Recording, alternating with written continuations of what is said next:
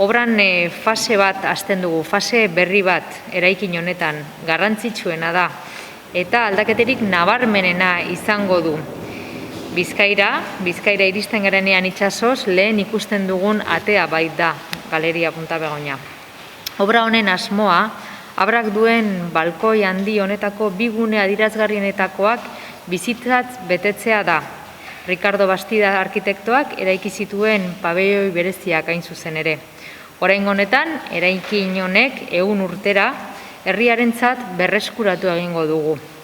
Proiektua idazteko disiplina arteko ikerketa prozesu bat burutu zen eta jatorriz ezarritako gidalerroei zehatz-mehatz jarraitu zitzaien.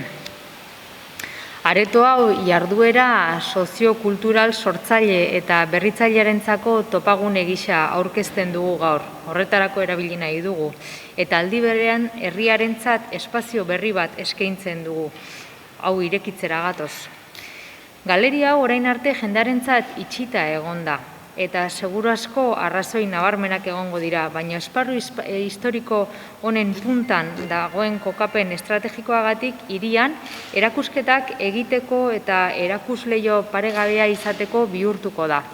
Beraz, bi kokaleku ditugu, bertako hau eta puntan daukagun beste galeria bat.